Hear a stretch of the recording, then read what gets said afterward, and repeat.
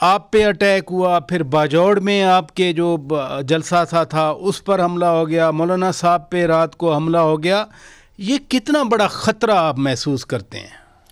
بسم اللہ الرحمن الرحیم. بہت شکریہ.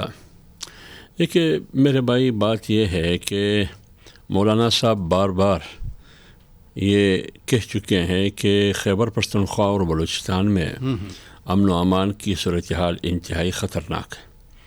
اور موسم تو اپنی جگہ مولانا صاحب نے وہ اٹھایا کہ نوٹس لے یا الیکشن کمیشن موسم کا اور امن و امان کا، سیکورٹی خطرات کا، یا سپریم کورٹ یا حکومت یا ریاستی ادارے.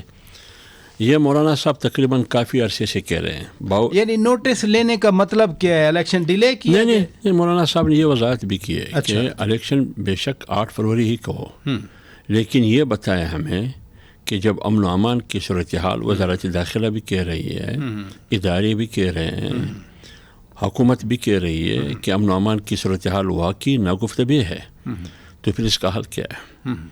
موسم کی صورتحال آپ کے سامنے، بالائی علاقوں میں، اسی طرح بلوچستان میں سردی اور خیبر پختونخوا میں. اس میں آپ کو اندازہ ہوگا کہ اس سے لاکھوں لوگ ووٹ کاسٹ کرنے سے محروم ہوں گے، ووٹ استعمال کرنے سے محروم ہوں گے. تو جب محروم ہوں گے تو نتیجہ کیا ہوگا؟ ریگنگ ہوگی، دھاندلی ہوگی. تو جب دھاندلی ہوگی پھر سوالات اٹھے گی.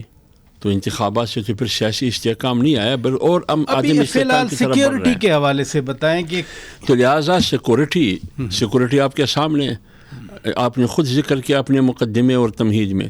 رات کو مولانا صاحب بار بار ذکر کرتا رہا، وہی کچھ ہوا جس کا اندیشہ تھا، جس کا بار بار وہ مذاکرہ کرتا رہا پریس کانفرنس کے ذریعے.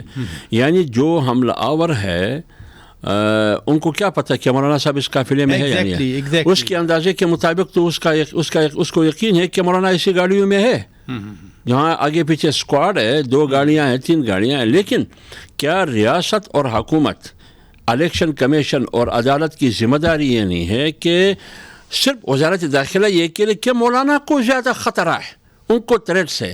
تو کیا آپ کی ذمہ داری صرف یہ ہے کہ آپ مولانا کو خبردار کریں، مولانا کو اطلاع دیں کہ آپ کو خطرہ ہے، یا آپ کے اور بھی آگے کچھ ذمہ داریاں ہیں؟ یہ بڑی وہ ذمہ داری کون پوری کرے گی؟ یہ بڑی اہم بات کی.